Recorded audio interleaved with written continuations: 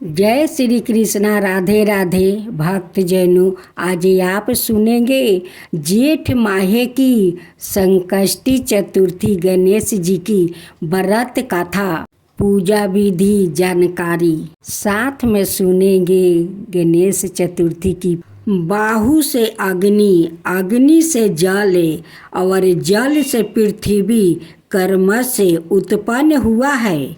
इन्हीं पांचों तत्वों का प्रदर्शन आरती में किया जाता है। आरती संकट चतुर्थी गणेश जी की शास्त्रीय स्वरूप 5 क्रियाओं के समावेश में होता है। शंख को फूंक कर पुकारा जाता है। बाहु का प्रतीक चंवर डोलता है। अग्नि अर्थात धूप दीप से आरती होती है। जल का प्रदर्शन कुंभारती के रूप में होता है और पृथ्वी का प्रदर्शन अंगुली आदि द्वारा प्रणाम की मुद्रा में होता है। व्रत के देवता के नाम का बीज मंत्र और वास्तविक चिन्ह आरती की थाली में बनाकर अक्षत पुष्प से सुसज्जित करके घी का दीपक या कपूर को जलाकर घंटा बजाते हुए खड़े होकर आरती उतारना आम प्रक्रिया है। बीज मंत्र का ज्ञान न होने की स्थिति में सर्वप्रथम चरणों में 4 बार, नाभि में 2 बार, मुख में 1 बार आरती करने के बाद फिर सभी अंगों की 7 बार आरती घुमाने का विधान है। इसके पश्चात दीपक या कपूर की प्रज्वलित ज्योति पर भक्तों द्वारा दोनों हाथ घुमाकर अपने मुखादि अंगों का स्पर्श करने का प्रचलन है। आरती की ज्योति जिस भक्त के गोत्र को स्पर्श करती है उसे हजारों जग करने के बाद किए स्नानों का फल प्राप्ति होता है। इस विश्वास का उल्लेख रणवीर भक्ति रत्नाकर में किया गया था। अक्सर देवी या देवता के पूजन या अनुष्ठान करने का विधि विधान रहता है। इनमें जिन शब्दों को उपयोग में लिया जाता है उनके अर्थ की समझ आम लोग में नहीं होती है। इस कारण उन्हें पूजा के विधि विधान पूर्ण करने के बराबर पूछना या समझना पड़ता है और क्रिया कल्पों में बाधा पैदा होता है। इसलिए इनका ज्ञान व्रतधारियों भक्तों के लिए आवश्यक हो जाता है। यह ऐसे ही शब्दों के अर्थ की दी जा रही है। श्रद्धा विश्वास पूर्वक शुभ कार्य करने को प्रतीत अनुष्ठान को संकल्प करते हैं। उसके बिना किसी कार्य का शुभ आरंभ नहीं होता है। व्रत उपवास और संध्या समस्त धर्म अनुष्ठान संकल्प जनित होते हैं। बिना आसन के भक्त को अपने धार्मिक क्रियाओं अनुष्ठानों में सिद्धि नहीं मिलती, क्योंकि इसके बिछाने से अधितमिक शक्ति पुंज का संचय होता है। धार्मिक दृष्टिकोण से पवित्र वस्तु को सूची कहते हैं। संकट चतुर्थी गणेश की धार्मिक दृष्टिकोण से अपवित्र वस्तु को अशुचि कहते हैं। सूर्य चंद्र मंगल बुध गुरु शुक्र शनि राहु और केतु का प्रभाव मानव जीवन पर शुभ या अशुभ प्रकार से पड़ता है। इसलिए शुभाशुभ कर्म में 9 ग्रह पूजन किया जाता है।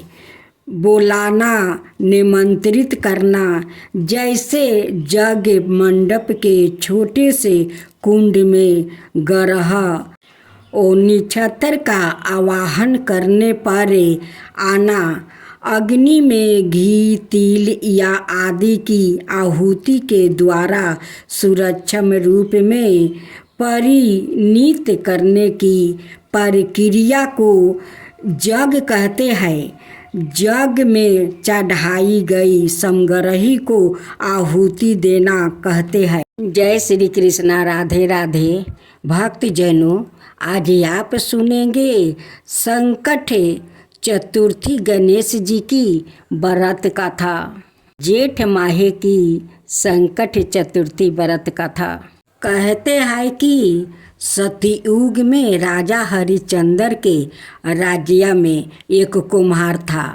एक बार तमाम कोशिश के बावजूद जब उसके बर्तन कांचे रह जा रहे थे तो उसने यह बात एक पुजारी को बताई।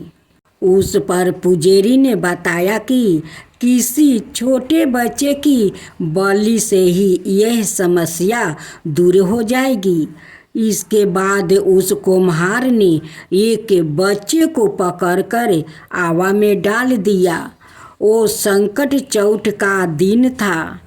काफ़ी खोजने के बाद भी जब उसकी माँ को उसका बेटा नहीं मिला तो उसने गणेश जी के समक्ष सच्चे मन से प्रार्थना की। उधर जब कुम्हार ने सुबह उठकर देखा तो आवा में उसके बर्तन तो पाक गया है, लेकिन बच्चा भी। इस घटना के बाद कुम्हार डर गया और राजा के समक्ष पहुंच गया। पूरी कहानी बताई। इसके पश्चात राजा ने बच्चे और उसकी माँ को बुलवाया तो माँ ने संकटों को दूर करने वाले संकट चौथ की महिमा का वर्णन किया। तभी से महिलाएं अपनी संतान और परिवार के सौभाग्य और लंबी आयु के लिए व्रत को करने लगी।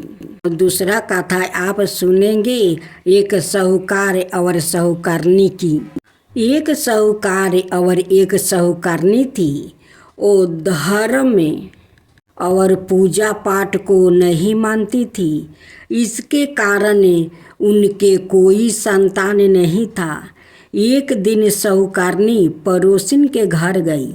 उस दिन संकट चौथ था। वहाँ पड़ोसिन संकट चौथ की पूजा करके कहानी सुन रही थी।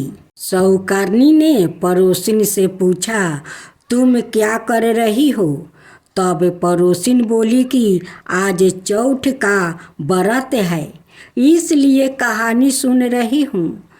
तब साहूकारनी बोली, चौथ के व्रत करने से क्या होता है? तब पड़ोसिन बोली, इसे करने से अन्न धन सुहाग पुत्र सब मिलता है। तब साहूकारनी ने कहा, यदि मेरा गर्भ रह जाए तो मैं 1.25 सेर तिलकुट करूँगी और चौथ का व्रत करूँगी। श्री गणेश भगवान की कृपा से साहूकारनी के गर्भ रह गया तो वो बोली कि मेरे लड़का हो जाए तो मैं 2.5 सेर तिलकुटा करूँगी। और कुछ दिन बाद उसके लड़का हो गया तो वो बोली कि हे चौथ भगवान, मेरे बेटे का विवाह हो जाएगा तो 5.25 सेर का तिलकुट करूँगी। कुछ वर्षों बाद उसके बेटा का विवाह तय हो गया और उसका बेटा विवाह करने चल गया। लेकिन उस साहूकारनी ने तिलकुट नहीं किया। इस कारण से चौथ देव क्रोधित हो गए और उन्होंने फेरे से उसके बेटा को उठाकर पीपल के पेड़ पर बैठा दिया। सभी लोग वर को खोजने लगे पर वो नहीं मिला। हादसा होकर सारे लोग अपने अपने घर को लौट गया। उधर जिस लड़की से साहूकारनी के लड़के का विवाह होने वाला था, वो अपनी सहेलियों के साथ गण गौर पूजन के लिए जंगल में दूब लेने गई। तभी रास्ते में पीपल के पेड़ से आवाज आई, आहो मेरी अर्धविवाही। यह बात सुनकर जब लड़की घर आई, उसके बाद वो धीरे धीरे सूख कर कांटा होने लगी। एक दिन लड़की की माँ ने कहा, मैं तुम्हें अच्छी खिलाती हूँ, अच्छा पहनाती हूँ, फिर भी तुम सूखती जा रही है, ऐसा क्यों? तब लड़की अपनी माँ से बोली कि वो जब भी दूब लेने जंगल जाती है तो पीपल के पेड़ से एक आदमी बोलता है कि ओ मेरी अर्धविवाही, उसने मेहंदी लगा रखी है और सेहरा भी बांध रखा है। तब उसकी माँ ने पीपल के पेड़ के पास जाकर देखती है। तब उसकी माँ ने जम्हाई से कहा, यहाँ क्यों बैठे हैं? मेरी बेटी तो अर्धविवाही कर दी और अब क्या लोग कहेंगे? साहूकारनी का बेटा बोला, मेरी माँ ने चौठ का तिलकुट बोली थी लेकिन नहीं किया, इसलिए चौठ माता ने नाराज होकर यहाँ बैठा दिया है। यह सुनकर उस लड़की की माँ साहूकारनी के घर गई और उससे पूछा कि तुमने संकट चौठ का कुछ बोली थी क्या? तब साहूकारनी बोली, तिलकुट बोली थी। उसके बाद साहूकारनी बोली, मेरा बेटा घर आ जाए तो 2.5 मन का तिलकुट करूँगी। इससे श्री गणेश भगवान प्रसन्न हो गए और उसके बेटा को फेरे में लाकर बैठा दिया गया। बेटा का विवाह धूमधाम से हो गया। जब साहूकारनी के बेटा और बहू घर आई, तब साहूकारनी ने 2.5 मन तिलकुट किया और बोली, हे चौठ देव, आपके आशीर्वाद से मेरा बेटा बहू घर आया है, जिससे मैं हमेशा तिलकुट करके व्रत करूँगी। इसके बाद सारे नगर पड़ोसियों ने तिलकुट के साथ संकट व्रत करना आरंभ कर दिया। हे संकट चौथे, जिस तरह साहूकारनी को बेटे बहू से मिलवाया, वैसा ही हम सबको मिलवाना। इस कथा को अब दूसरा कथा संकट चौथे पौराणिक के व्रत कथा। एक बार महादेव जी पार्वती सहित नर्मदा नदी के तट पर गया। वहाँ एक सुंदर स्थान पर पार्वती जी ने महादेव जी के साथ चौपर खेलने की इच्छा व्याकृत किया। तब शिव जी ने कहा, हमारी हार जीत का साक्षी कौन होगा? पार्वती ने तत्काल वहाँ की घास के तिनके बटोर कर एक पुतला बनाया और उसमें प्राण प्रतिष्ठा करके उससे कहा, बेटा, हम चौपार खेलना चाहते हैं, किंतु यहाँ हार जीत का साक्षी कोई नहीं है। अत खेल के अंत में तुम हमारी हार जीत के साक्षी होकर बताना कि हम में से कौन जीता और कौन हारा। खेल आरंभ हुआ। देव योग से 3 बार माता पार्वती जी जीती। जब अंत में लड़का से हार जीत का निर्णय कराया गया तो उसने महादेव जी को विजयी बताया। परिणामतः पार्वती जी ने क्रोध होकर उसे एक पाँव से लंगड़ा होने का शराप दे दिया और वहाँ के कीचड़ में पारा रह कर दुख भोगने का शराप दे दिया। बालक ने विनम्रता पूर्वक कहा, माँ, मुझसे अज्ञानतावश ऐसा हो गया है। मैंने किसी कुटिलता यह दोष के कारण ऐसा नहीं किया है। मुझे क्षमा करो और शराप से मुक्ति का उपाय बताइए।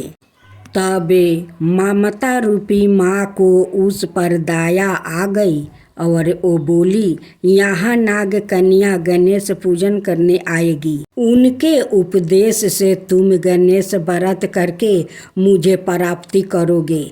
इतना कहकर वो कैलाश पर्वत चली गई। 1 बरस बाद वहाँ सौरन में नाग कन्या गणेश पूजन के लिए आई। नाग कन्याओं ने गणेश व्रत करके उस बालक को भी व्रत की विधि बताई। तत्पश्चात बालक ने 12 दिन तक श्री गणेश जी का व्रत किया। तब गणेश जी ने उसे दर्शन देकर कहा, मैं तुम्हारे व्रत से प्रसन्न हूँ, मनोवांछित वर मांगो।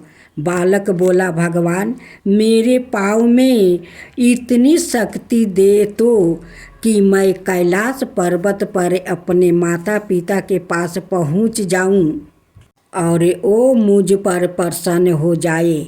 गणेश जी तथास्तु कहकर अंतर्ध्यान हो गया। बालक भगवान शिव के चरणों में पहुँच गया। शिव जी ने उसे वहाँ तक पहुँचने के साधन के बारे में पूछा। तब बालक ने सारी कथा शिव जी को सुना दिया। उधर उसी दिन से प्रसन्न होकर पार्वती शिव जी से भी बेमुख हो गई थी। तत्पश्चात भगवान शंकर ने भी बालक की तरह 21 दिन तक श्री गणेश का व्रत किया, जिसके प्रभाव से पार्वती के मन में सवाई महादेव जी से मिलने की इच्छा जागृत हुई। वो शीघ्र ही कैलाश पर्वत पर आ पहुँची। वहाँ पहुँचकर पार्वती जी ने शिव जी से वो पूछा, भगवान, आपने ऐसा कौन सा उपाय किया जिसके फल स्वरूप मैं आपके पास भागी भागी आ गई हूँ। शिव जी ने गणेश व्रत का इतिहास उनसे कह दिया। तब पार्वती जी ने अपने पुत्रा कार्तिकेय से मिलने की इच्छा से 21 दिन तक 21 की संख्या में दूब, पुष्पा और लड्डुओं से गणेश जी का पूजन किया। 21वें दिन कार्तिकेय सवाए ही पार्वती जी से आ मिले। उन्होंने भी माँ के मुख से इस व्रत का महात्म्य सुनकर व्रत किया।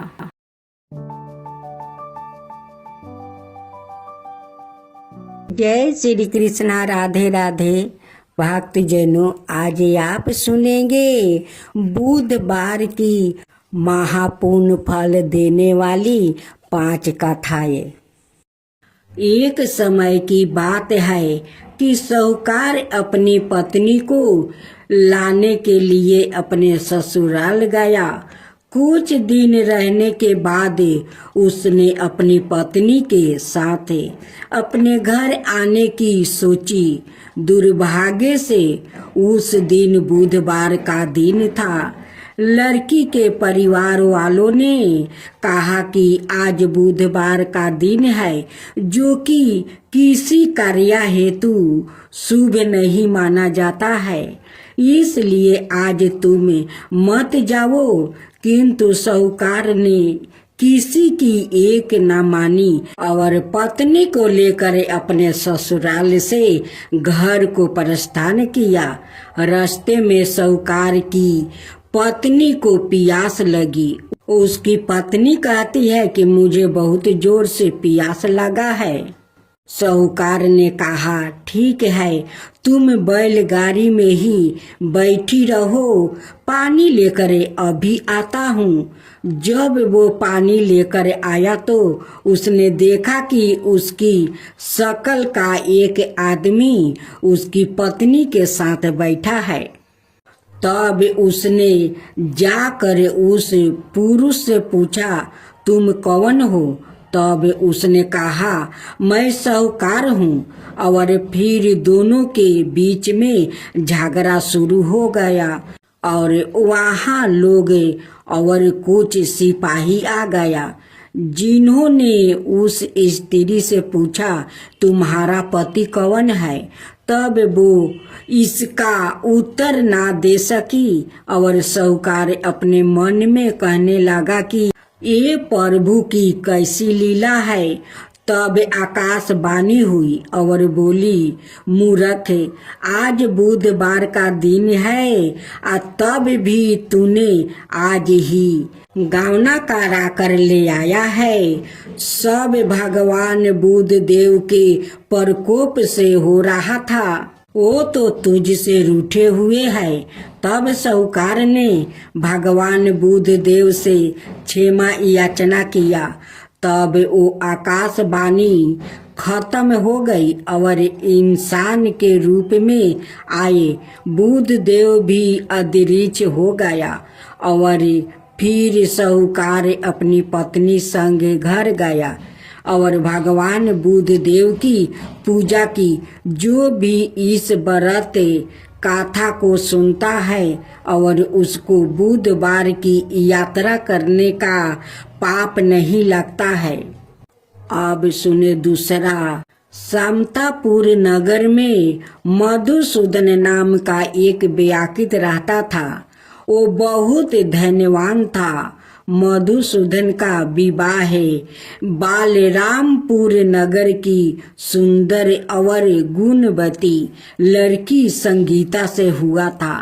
एक बार मधुसूदन अपनी पत्नी को लेने बुधवार के दिन बलरामपुर गया।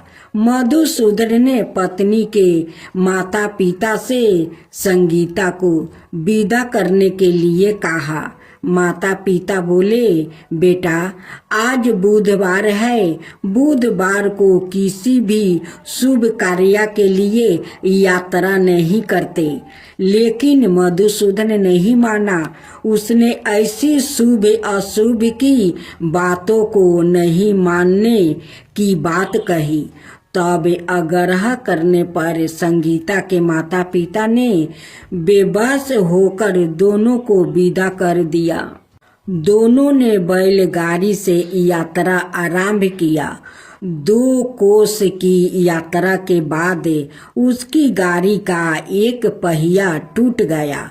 वहां से दोनों ने पैदल ही यात्रा शुरू की। रास्ते में संगीता को प्यास लगी। मधुसूदन उसे एक पेड़ के नीचे बैठाकर जल लेने चला गया। थोड़ी देर बाद जब मधुसूदन कहीं से जल लेकर वापस आया तो वो बुरी तरह हैरान हो उठा, क्योंकि उसकी पत्नी के पास उसकी ही शकल सूरत का एक दूसरा व्याकित बैठा था। संगीता भी मधुसूदन को देखकर हैरान रह गई। वो दोनों में कोई अंतर नहीं कर पाई। मधुसूदन ने उस व्याकित से पूछा, तुम कौन हो और मेरी पत्नी के पास क्यों बैठे हो? मधुसूदन की बात सुनकर उस व्याकित ने कहा, अरे भाई, यह मेरी पत्नी संगीता है। मैं अपनी पत्नी को ससुराल से विदा कराकर लाया हूँ। लेकिन तू कौन हो जो मुझसे ऐसा प्रश्न कर रहे हो? मधुसूदन ने लगभग चीखते हुए कहा, तुम जरूर कोई चोर या ठग हो। यह मेरी पत्नी संगीता है। मैं इस पेड़ के नीचे बैठाकर जल लेने गया था। इस पर उस बेआकित ने कहा, अरे भाई, झूठ तो तुम बोल रहे हो। संगीता को प्यास लगने पर जल लेने तो मैं गया था। मैंने तो जल लाकर अपनी पत्नी को पिला भी दिया है। अब तुम चुपचाप यहाँ से चलते बनो, नहीं तो किसी सिपाही को बुलवा कर तुम्हें पकड़वा दूंगा। दोनों एक दूसरे से लड़ने लगा। उन्हें लड़ते हुए देखकर बहुत से लोग वहां एकत्र हो गया। नगर के कुछ सिपाही भी वहां आ गया। सिपाही उन दोनों को पकड़कर राजा के पास ले गया। सारी कहानी सुनकर राजा भी कोई निर्णय नहीं कर पाए। संगीता भी उन दोनों में से अपने वास्तविक पति को नहीं पहचान पा रही थी। राजा ने दोनों को कारागार में डाल देने के लिए कहा। राजा के फैसले पर असली मधुसूदन भयभीत हो उठा। तभी आकाशवाणी हुई, मधुसूदन, तूने संगीता के माता पिता की बात नहीं मानी और बुधवार के दिन अपने ससुराल से प्रस्थान किया। यह सब भगवान बुद्धदेव के प्रकोप से हो रहा है। मधुसूदन ने भगवान बुद्धदेव से प्रार्थना की कि हे भगवान बुद्धदेव, मुझे क्षमा कर दीजिए। मुझसे बहुत बड़ी गलती हुई है। भविष्य में अब कभी बुधवार के दिन यात्रा नहीं करूंगा और सदाए बुधवार को आपका व्रत किया करूंगा। मधुसूदन के प्रार्थना करने से भगवान बुद्धदेव ने उसे क्षमा कर दिया। तभी दूसरा बेआकित राजा के सामने से गायब हो गया। राजा और दूसरे लोग इस चमत्कार को देखकर हैरान हो गया। भगवान बुद्धदेव की इस अनुकंपा से राजा ने मधुसूदन और उसकी पत्नी को सम्मान पूर्वक विदा किया। कुछ दूर चलने पर रास्ते में उन्हें बैलगाड़ी भी मिल गई। बैलगाड़ी का टूटा हुआ पहिया भी जोड़ा हुआ था। दोनों उसमें बैठकर समतापुर की ओर चल दिया। मधुसूदन और उसकी पत्नी संगीता दोनों बुधवार को व्रत करते हुए आनंद पूर्वक जीवन यापन करने लगा। भगवान बुद्धदेव की अनुकंपा से उनके घर में धन संपत्ति की वर्षा होने लगी। जल्दी ही उनके जीवन में खुशियां ही खुशियां भर गई। बुधवार का व्रत करने से स्त्री पुरुष के जीवन में सभी मंगल कामनाएं पूरी होती है और व्रत करने वाले को बुधवार के दिन किसी आवश्यक काम से यात्रा करने पर कोई कष्ट भी नहीं होता है। गणेश जी की कथा। एक बुढ़िया थी, वो बहुत ही गरीब और अंधी थी। उसके एक बेटा और बहू थी। वो बुढ़िया सदाए गणेश जी की पूजा किया करती थी। एक दिन गणेश जी प्रकट होकर उस बुढ़िया से बोले, बुढ़िया माँ, तू जो चाहे सो मांग ले। बुढ़िया बोली, मुझसे तो मांगना नहीं आता है, मैं कैसे और क्या मांगूं। तब गणेश जी बोले, अपने बहू बेटे से पूछ कर मांग ले। तब बुढ़िया ने अपने बेटे से कहा, गणेश जी कहते हैं तू कुछ मांग ले, बताओ मैं क्या मांगूं। बेटा ने कहा, माँ तू धन मांग ले। बहू से पूछा तो बहू ने कहा, नाती मांग लो।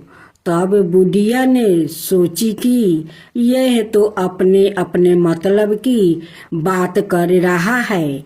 अतः उसे बुढ़िया ने पड़ोसिन से पूछा तो उसने कहा, बुढ़िया तू तो थोड़ी दिन जिएगी, क्यों तू धन मांगे और क्यों तू नाती मांगे। तू तो अपनी आंखें की रोशनी मांग ले, जिससे तेरी जिंदगी आराम से कट जाए। इस पर बुढ़िया बोली, यदि आप प्रसन्न है तो मुझे 9 करोड़ की माया दे, निरोगी का काया दे, अमर सुहाग दे, आंखों की रोशनी दे, नाती दे, पोता दे और सब परिवार को सुख दे और अंत में मोक्ष दे। यह सुनकर तब गणेश जी बोले, बुढ़िया माँ, तूने तो हमें ठगा लिया रे। फिर भी जो तूने मांगा है वचन के अनुसार सब तुझे मिलेगा। और यह कहकर गणेश जी अंतर ध्यान हो गए। उधर बुढ़िया माँ ने जो कुछ मांगा वो सब कुछ मिल गया। हे गणेश जी महाराज, जैसे तुमने उस बुढ़िया माँ को सब कुछ दिया वैसा ही सबको देना। अब सुने गणेश जी की सवारी मूषक की कथा। बहुत समय की बात है, एक बहुत ही भयंकर असुरों का राजा था गजमुख। वो बहुत ही शक्तिशाली बनना और धन चाहता था। वो साथ ही सभी देवी देवताओं को अपने बस में करना चाहता था। इसलिए हमेशा भगवान शिव से वरदान के लिए तपस्या करता था। शिव जी से वरदान पाने के लिए वो अपना राज्य छोड़ कर जंगल में जाकर रहने लगा और शिव जी से वरदान प्राप्ति करने के लिए बिना पानी पिए भोजन खाए रात दिन तपस्या करने लगा। कुछ साल बीत गया। शिव जी उसके अपार तप को देखकर प्रभावित हो गया और शिव जी उसके सामने प्रकट हुए। शिव जी ने खुश होकर उसे दैविक शक्तियां प्रदान किया, जिससे वो बहुत शक्तिशाली बन गया। सबसे बड़ी ताकत जो शिव जी ने उसे प्रदान किया वो यह था कि उसे किसी भी शस्त्र से नहीं मारा जा सकता था। असुर गजमुख को अपनी शक्तियों पर गर्व हो गया और वो अपने शक्तियों का दुरुपयोग करने लगा और देवी देवताओं पर आक्रमण करने लगा। मात्र शिव, विष्णु, ब्रह्मा और गणेश ही उसके अंतक से बचे हुए थे। गजमुख चाहता था कि हर कोई देवता उसकी पूजा करे। सभी देवता शिव, विष्णु और ब्रह्मा जी के शरण में पहुँचे और अपनी जीवन की रक्षा के लिए गुहार करने लगा। यह सब देखकर शिव जी ने गणेश को असुर गजमुख को यह सब करने से रोकने के लिए भेज दिया। गणेश जी ने गजमुख के साथ युद्ध किया और असुर गजमुख को बुरी तरह से घायल कर दिया, लेकिन तब भी वो नहीं माना। उस राक्षस ने सवाई को एक मूषक के रूप में बदल लिया और गणेश जी की ओर आक्रमण करने के लिए दौड़ा। जैसे ही वो गणेश जी के पास पहुंचा, गणेश जी कूद कर उसके ऊपर बैठ गया और गणेश जी ने गजमुख को जीवन भर के मूस में बदल दिया और अपने वाहन के रूप में जीवन भर के लिए रख लिया। बाद में गजमुख भी अपने इस रूप से खुश हुआ और गणेश जी का प्रिय मित्र भी बन गया। अब सुने माता पार्वती और गणेश जी की कहानी। एक दिन पार्वती माता स्नान करने के लिए गई, लेकिन वहां पर कोई भी रक्षक नहीं था। इसलिए उन्होंने चंदन के पेस्ट से एक लड़के को अवतार दिया और उसका नाम रखा गणेश। माता पार्वती ने गणेश को आदेश दिया कि उनकी अनुमति के बिना किसी को भी घर के अंदर ना आने दिया जाए। जब शिव जी वापस लौटे तो उन्होंने देखा कि द्वार पर एक लड़का खड़ा है। जब वो अंदर जाने लगे तो उस लड़का ने उन्हें रोक लिया और नहीं जाने दिया। यह देख शिव जी क्रोधित हुआ और अपने सवारी बैल नंदिनी को उस बालक से युद्ध करने को कहा, पर युद्ध में उस छोटे बालक ने नंदी को हरा दिया।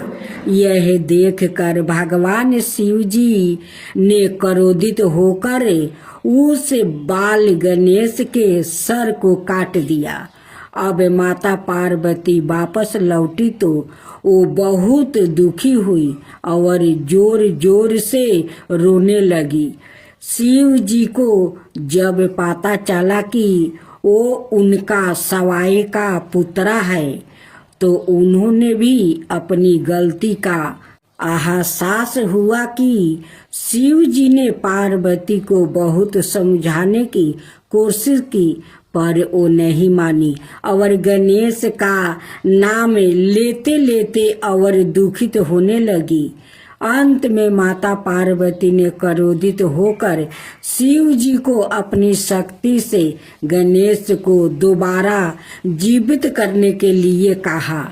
शिव जी बोले, हे पार्वती, मैं गणेश को जीवित तो कर सकता हूँ, पर किसी भी अनाए जीवित प्राणियों के सर को जोड़ने पर ही माता पार्वती रोते रोते बोल उठी, मुझे अपना पुत्रा किसी भी हाल में जीवित चाहिए। यह सुनते ही शिव जी ने नंदी को आदेश दिया, जाओ नंदी, इस संसार में जिस किसी भी जीवित प्राणी का सर तुमको मिले काट लाना। जब नंदी सर खोज रहा था तो सबसे पहले उसे एक हाथी दिखाई तो दिया, उसका सर काट कर ले आया। भगवान शिव ने उस सर को गणेश के शरीर से जोड़ दिया और गणेश को जीवन दान दे दिया। शिव जी ने इसलिए गणेश जी का नाम गणपति रखा और बाकी सभी देवताओं ने उन्हें वरदान दिया कि इस दुनिया में जो भी कुछ नया कार्य करेगा पहले जय श्री गणेश को याद करेगा, तभी कार्य को आगे करेगा और सफल भी होगा। तो बोलो विनायक गणेश की जय, गणेश भगवान की जय। एक कन्या थी। जब वो थोड़ी बड़ी हुई और उसको समझ आने लगी, तब से ही वो तुलसी माता जी की वो पूजा करने लगी। उसके प्रतिदिन का नियम था कि तुलसी माता जी का वो पूजन करने के बाद ही खाना खाती थी। जब वो कन्या शादी के लायक हुई तब उसके माता पिता ने उसकी शादी करवा दी। कन्या को उसके माता पिता ने दहेज में भी एक तुलसी का गमला दिया। ससुराल में वो प्रतिदिन सवेरे उठती है, पूजा करती है, फिर उसके बाद ही खाना खाने बैठती है। उसकी 2 जेठानी थी, वो दोनों उसका मजाक उड़ाती थी कि बड़ी नियम धर्म वाली बनती है। उन दोनों को उससे बहुत ईर्ष्या होती थी, इसलिए वो दोनों तुलसी जी का गमला छुपा देती है। वो कन्या बड़ी मुश्किल से गमला ढूंढ कर लाती है, अच्छे से पूजा करती है और फिर खाना खाती है। वो गमला ढूंढ कर ले आती तो एक दिन तो उसकी जेठानी ने क्या किया कि गमला ही दूर फेंक दिया। कन्या ने खूब ढूंढा पर उसे गमला नहीं मिला। वो बहुत ही परेशान हो गई। उस दिन तो उसने खाना भी नहीं खाया। उसका नियम जो था, उस कन्या की सच्ची भक्ति देखकर तुलसी माता उससे बहुत प्रसन्न हो गई और उसके कमरे में तुलसी माता का गमला प्रकट हो गया। अगले दिन सुबह जब वो उठी तो क्या देखती है कि उसके खाट के चारों कोने पर तुलसी माता का गमला आ गया है। यह देख कर वो तो बहुत प्रसन्न हो गई कि अब मेरी तुलसी माता को कोई चुरा नहीं सकेगा। पूजन करने के लिए भी कहीं और जाना नहीं पड़ेगा और कोई मेरी तुलसी माता को फेंक भी नहीं सकेगा। वो तो जल्दी से उठकर स्नान करती है और तुलसी माता की पूजन कर लेती है। जब वो खाना खाने बैठती तो उसकी जेठानियाँ मजाक करने लगी कि लो, देवरानी का नियम धर्म पूरा हो गया। उससे पूछती है कि तुलसी जी की पूजा कर ली क्या? देवरानी धीरे से बोलती है कि कर लिया। जेठानी बोलती है, कहाँ से कर ली? पूजा का गमला तो मैं फेंक दिया था। देवरानी कहती है कि देख लो, मेरे कमरे में खाट पर तुलसी जी लग रही है। जेठानी बहुत शर्मिंदा हुई और बोली कि देवरानी, तेरी भक्ति सच्ची है रे। हमने तुझे बहुत परेशान किया, हमें माफ कर देना। देवरानी उन्हें माफ कर देती है। हम सभी तुलसी माता जी से यही प्रार्थना करते हैं कि हे तुलसी माता, जैसी कृपा आपने देवरानी पर करी वैसा ही हम सब पर भी करना। महालक्ष्मी की कथा। एक गांव में एक साहूकार रहता था। साहूकार के एक बेटी थी। वो हर रोज पीपल सींचने जाती थी। पीपल के वृक्ष में से लक्ष्मी जी प्रकट होती थी और चली जाती थी। एक दिन लक्ष्मी जी ने साहूकार की बेटी से कहा, तू मेरी सहेली बन जा। तब लड़की ने कहा कि मैं अपने माता पिता से पूछ कर कल आऊंगी। साहूकार की बेटी ने घर जाकर अपने पिता को सारी बात कह दिया। तब उसके पिताजी बोले, वो तो लक्ष्मी जी है, अपने कोई और क्या चाहिए, तू लक्ष्मी जी की सहेली बन जा। दूसरे दिन वो लड़की फिर गई।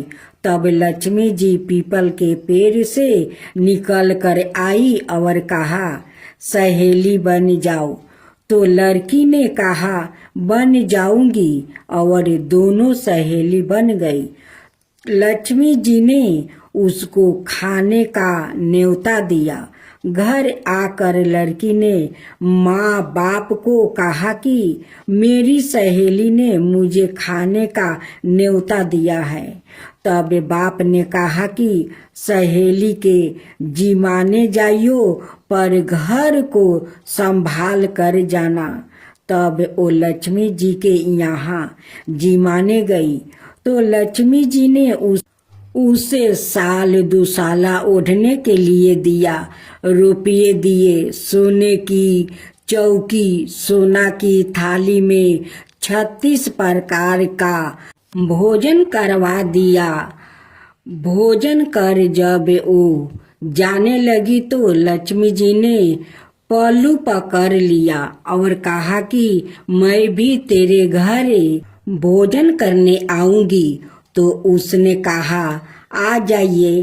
वो घर जाकर चुपचाप बैठ गई। तब बाप ने पूछा कि बेटी, सहेली के यहाँ भोजन कर आ गई और तू उदास क्यों बैठी है? तो उसने कहा, पिताजी, मेरे को लक्ष्मी जी ने इतना दिया, अनेक प्रकार के भोजन करवाया, परंतु मैं कैसे भोजन कराऊंगी? अपने घर में तो कुछ भी नहीं है। तब उसकी पिता ने कहा कि गोबर मिट्टी से चौका लगाकर घर की सफाई कर लेना, 4 मुख वाला दिया जलाकर लक्ष्मी जी का नाम लेकर रसोई में बैठ जाना। लड़की सफाई करके लड्डू लेकर बैठ गई। उसी समय एक रानी नहा रही थी। उसका 9 लाखा हार चील उठाकर ले गई और उसके घर और 9 लाखा हार डाल गई और उसका लड्डू ले गई। बाद में वो हार को तोड़कर बाजार में बेचने गई और सामान लेने लगी। तो सोनार ने पूछा कि क्या चाहिए? तब उसने कहा कि सोने की थाली, सोने का थाल, साल दुसाला दे दो, मोहर दे दो और समगरही दे दो। 36 प्रकार का भोजन हो जाए, इतना सामान दे दो। सारी चीजें लेकर बहुत तैयारी करी और रसोई बनाई। तब गणेश जी से कहा कि लक्ष्मी जी को बुलाओ। आगे आगे गणेश जी और पीछे पीछे लक्ष्मी जी आई। उसने फिर चौकी डाल दी और कहा, सहेली, चौकी पर बैठ जाइए। जब लक्ष्मी जी ने कहा, सहेली, चौकी पर तो राजा रानी के भी नहीं बैठती हूँ, किसी के भी नहीं बैठती हूँ। तो उसने कहा कि मेरे यहाँ तो बैठना पड़ेगा। फिर लक्ष्मी जी चौकी पर बैठ गई। तब उसने बहुत खातिर की। जैसे लक्ष्मी जी ने करी थी वैसे ही उसने करी।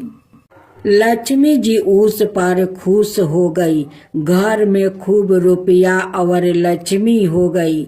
साहूकार की बेटी ने कहा, मैं अभी आ रही हूँ, तुम यही बैठी रहना। और वो चली गई।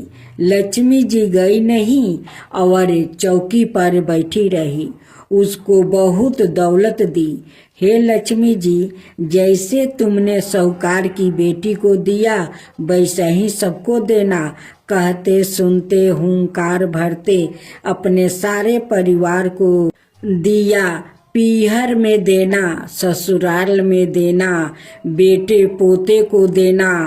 हे लक्ष्मी माता, सबका कष्ट दूर करना, दलिद्रता दूर करना, सबकी मनोकामना पूर्ण करना।